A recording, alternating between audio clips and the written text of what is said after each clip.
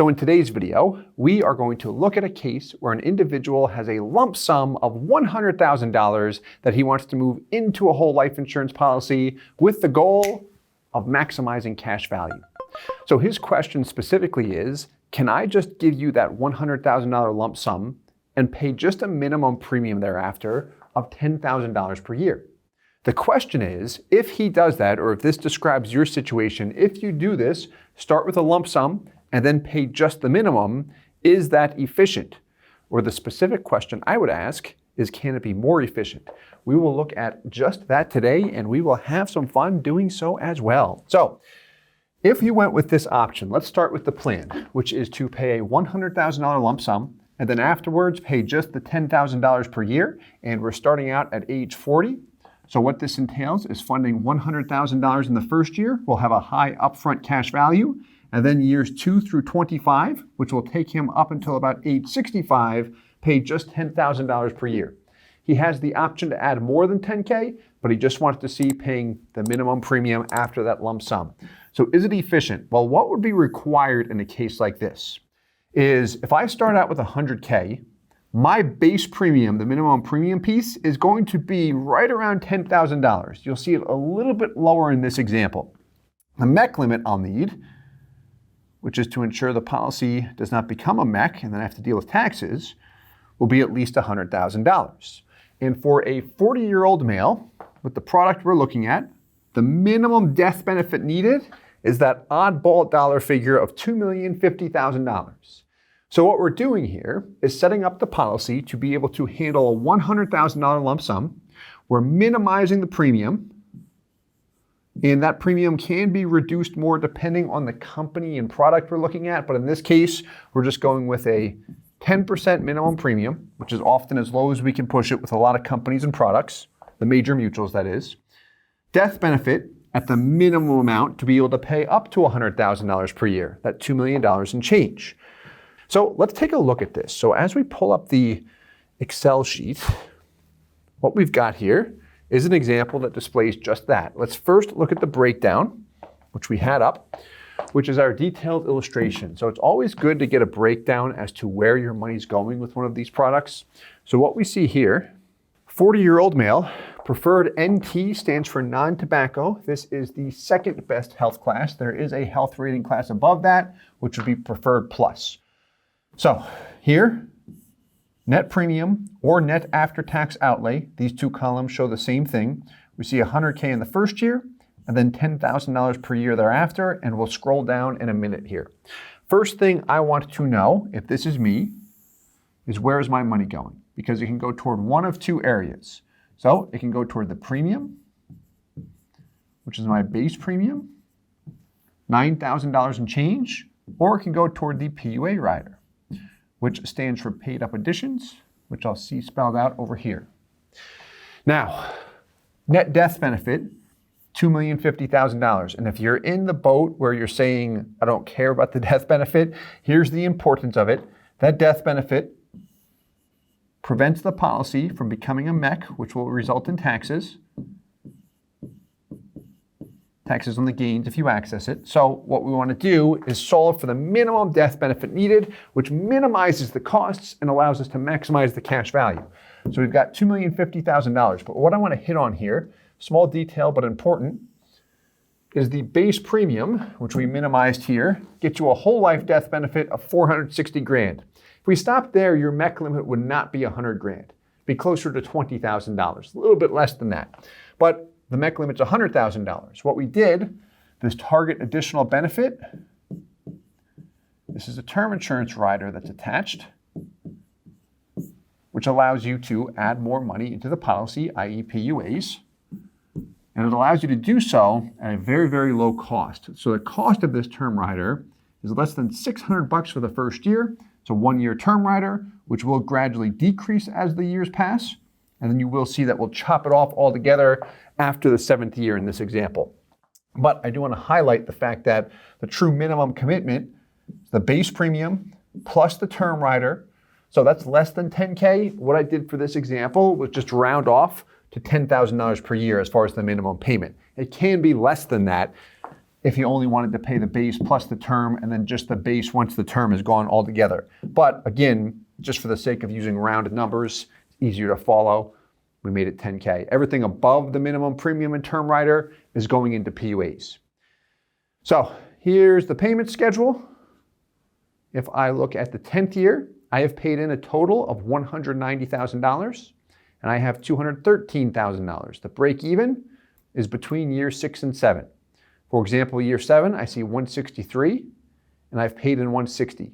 And that's based on the present dividend rate. Things will change as the years pass, and we want to track the actual performance. That is something we look at or we do for those we work with or those that have policies with our company. So that's the plan right there.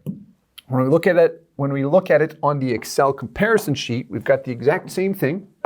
We've got his minimum commitment, the minimum payment, $10K per year. Then the additional PUA payment throws another 90 grand into the policy for a total payment of $100,000. There's the first year cash value, almost 84% of the initial payment. Not bad. That's a strong policy. Up front, at least. So the question we had in purple, do you remember what that was? The question I would ask if we flip positions is this efficient? And the answer is not really compared to what you could do. So keeping everything exactly the same, let's look at an alternate plan. When I say keeping everything the same, I mean we're going to look at the same individual, 40 years old, same out-of-pocket on his end. Same product, same company. We're going to do one thing different. 100K lump sum, we're going to break that up over 2 years. So that will entail 2 payments of $50,000. And then beginning the 3rd year, he'll pay in the same $10,000 per year that he plans to. So the funding will look like this. Years 1 and 2, $50K. Years 3 through 26, $10,000 per year. You know why we made it 26 and the example over here is 25? Because in this example, by the 2nd year, so look at this, the original plan, year 1 you paid in 100, then the 2nd year you paid in 10K. So by the 2nd year, you've paid in a total of 110. Whereas over here, by the 2nd year, you've paid in a total of 100K. So we did want to keep the funding apples to apples. We could look to pay a little bit more years 3, 4, 5, 6, and 7 if he pays another 2 grand per year, something like that. But he did state in this hypothetical example that he wanted to pay 10K per year in after the lump sum goes into the policy. So he doesn't want to have to pay extra. Maybe he will, but let's just look at things based on what he wants first, and then we can look at modifications. So what we did to get the same dollar amount into the policy is just fund it for another year. We actually don't even have to, but we did that just to keep the true outlays identical. Now, under the requirements here, you'll notice a difference. The base premium is not $10,000 or $9,000 and change like it was to the example on the left.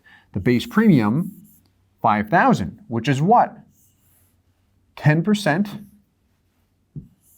of the annual payment. He's paying in $50K per year, so we've got the same 10% minimum. MEC limit, we don't need a $100,000 MEC limit anymore. $50,000, which means the death benefit, which has a direct relationship to the MEC limit, can literally be cut in half. So what we're doing is reducing the premium, reducing the death benefit, cutting everything in half, and here's the most important piece if you're taking notes. The MEC limit's $50K and the base premium is $5,000. We're max funding the policy for the first 2 years instead of just the first year. If we're able to redline it, years 1 and 2, 10x the base premium, fund up to the MEC limit, you put yourself in a position where you can't lose. And I'll show you exactly what I mean when I say that. So let's take a look at the detailed illustration first. So what we've got here, you'll notice everything's the same, just cut in half. Scroll down. Base premium in the last example was what? $9,090. Divide that by 2, guess what you come up with? That premium there of $4,500 and change. Death benefit was what? $2,050,000. What is it now? Cut it in half. $1,025,000, which gives you a MEC limit of, guess what? $50K. So one drawback here is that he can only pay a maximum of $50K per year, not $100K per year, and he can't get the full 100 into the policy right out of the gates. That'll be over 12 months. If we can backdate and really massage things properly with backdating and we can get it through, then 6 months you can get those 2 payments in. But my point is, just have to wait a little bit.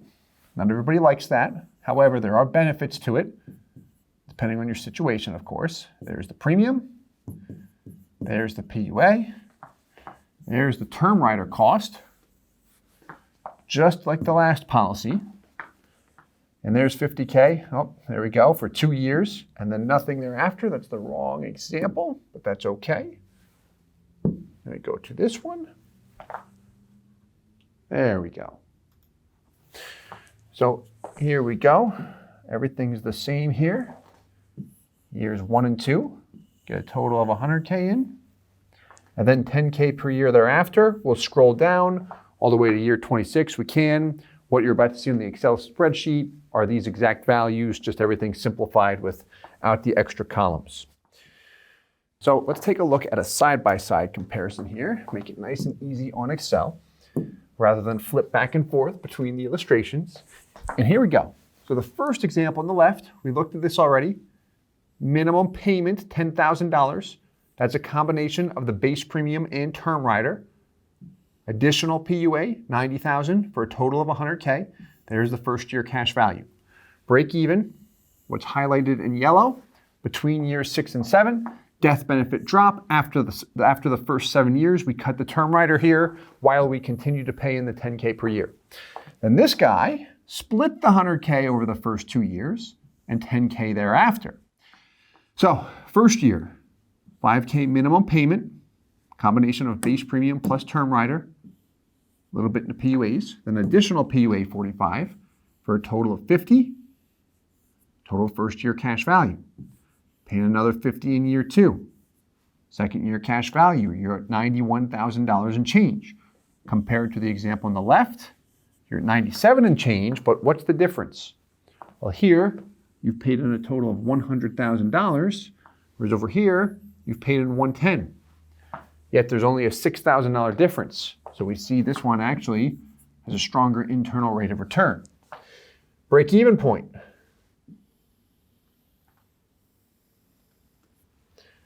Year 5, I've paid in 130 and I have 130. Check this out. Look by year 7. So in the first one, where now you've paid in 160, you've got 163 in cash value, whereas this guy, you've paid in 150 and you've got 161 in cash value. Interesting, isn't it? The reason why, 1, we have a lesser death benefit, so we've got less term attached to the policy. We've got a lower base premium, but here's what's really helping here. Let me put this in a different color. Years 3 onward, we're still paying in 10K, but 5K is the base premium, 5,000 toward PUAs, a little bit toward term until year 7, then it's all base and PUAs. So of that 10, we're still throwing PUAs into the policy on a regular basis. In fact, if life happens, he can trim that down all the way to 0 if he wants and pay just the base or just 5K. But my point is, this one's more efficient because we're constantly adding PUAs. And by the 7th year, the values are almost equal between the 2 options. However, we paid in $10,000 less to the option to the right. If we look all the way through, so let's look at year 26, age 65. We've paid in $340,000 to the first option. You've got $627 in cash value. Here, you've paid in $340. You've got $646. So you see about a $20,000 difference, a little bit less than that, with all things being equal. Of course, there are some trade-offs here with the initial death benefit. If we value that up front, there's a difference there. However, as time passes, you'll always see the product that has the most cash value long-term will have the most death benefit long-term as well. So we see stronger value here. And we can continue to pump money into both of these options if we choose to do so. Now, we mentioned earlier that we're going to look at a life happens scenario. So what if life happens? Specifically, what if life happens with this option, the center one? He gets the lump sum in, and then he cannot or just doesn't want to pay anything more into the policy. First thing I would say is, well, you can pay just the base premium, but if he says, no, I don't even want to pay the $5K, what does my policy look like here? Remember where we talked about max funding a policy for the first 2 years, if we're able to do that? We'll often encourage people with lump sums to at least do that, sometimes spread it out over 3 to 4 years. If I'm older, maybe it's 5 years. But look at this, exact same policy. By the 5th year, you're breaking even. You paid in 100 only over years 1 and 2, and you've got 100 by year 5. Exact same thing as if you continue to make payments. Now you see a steep drop in the death benefit when we cut the term rider and eliminate the premium. However, nice area to position funds and have access to that cash value as the years pass. Now how that works, because we do get questions on the breakdown and the mechanics of this sometimes. So here's what we've got. There's our base. Here's our PUA. We went through this earlier, so I'm just going to go down to the number pages here. All of the columns here. Let's start with the far left, not year and age, but aside from year and age. Base annual premium. That's our base premium, that $4,500 and change. Here, net premium or net after-tax outlay, $50K years 1 and 2. So what this represents years 1 and 2, that's your net out-of-pocket payment. This is the total dollar amount you paid, and you covered the base premium these first 2 years. Then beginning the 3rd year, we see a 0 out of pocket. Your actual payment was 0 this year. So what this means is the base premium was still due. We exercised what is referred to as a premium offset, and this allows the policy to be paid through dividends and interest. When I say dividends and interest, I'm referring to the dividend piece, the surplus, everything above the guaranteed rate, then also the guaranteed rate. And as I look at this, I pay in 0. What happens? Cash value still increases. How about the next year? I pay in 0 again. Premium's due, but I am not paying it. What I also have is a term rider here. There's a cost to that term rider. I am not paying that either. However, the policy covers the base premium and the term cost, and I still have money left over where I see it growing. I do not want to see this go backwards, and I never want to see a case where it calls for more money. It'll often do that, or it will do that if that premium was higher. So a big reason we minimize it is to prevent more flexibility in the event life happens to someone. Then we cut the term rider here. We also eliminated the premium. This is optional, but here we executed, or illustrated, I should say, a reduced paid up option, which gets rid of the premium altogether. So even if I want to add more money to the policy in this case, I can't do it. That is considered a drawback to some. Some people love it, particularly with people with lump sums. They like the idea of getting money into a policy, letting it grow, but they do not want to be obligated to make more payments, so they'll do something like this. Often we might spread it out over 3 or 4 years to make it a bit more efficient, but my point is that is a great option for some people. Now, once we hit the kill switch, eliminate the premium, cut the term rider, death benefit takes a steep drop. However, the cash value, look at the year prior to the reduced paid up. It grew by about $3,000. Look at the year after the reduced paid up. Grew by about $5,000, picked up the pace. By removing or reducing those expenses, we do see faster growth as a result, which is sweet. So those are different examples. Just to illustrate one more what-if scenario, that 100K option. If we said, okay, well, what does it look like if I have a larger lump sum, say it's not 100K, but it's 500K, and I want to gradually move it into the policy. Well, here we go. Same policy as what we had on the far left, that $2,050,000 death benefit. Same first year cash value. Only difference here is we are going to continue to feed the beast. Total payments, 100K per year for 5 years. There's my break even, nothing thereafter. Death benefit reduction after year 7. Nice bucket of cash value that continues to grow, and a healthy death benefit long-term as well. So I hope you enjoyed this one. regarding lump sums. Anytime we're working with someone that has a lump sum, what I would encourage you to do if you are interested in working with us, or if you're speaking with any agent for that matter, what I would always encourage you to do is start where you want to start by specifying, here's what I'd like to do with the policy. If you want to get it into the policy faster, perhaps, maybe because you want access to the cash value or whatever it might be, always start with what you'd like to do, not what, how can I phrase this? Not what you think might be best, because what a good agent will do, and here's what we always try and do for everyone, is always start where the individual wants to start.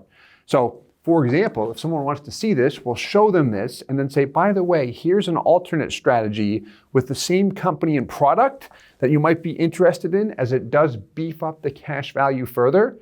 And then the trade-off there is, okay, I get it in slower. Am I interested in that? Maybe I want to go with option one, but I think I might want to add more. But always start with what you'd like. This way we can get it as close as possible to what you're interested in, and then show you modifications as well to make everything efficient. And we have a lot of fun doing that too. So I do hope you enjoyed this video. If you did, please hit the like button, subscribe for more. And as always, I hope this helps. Thank you so much.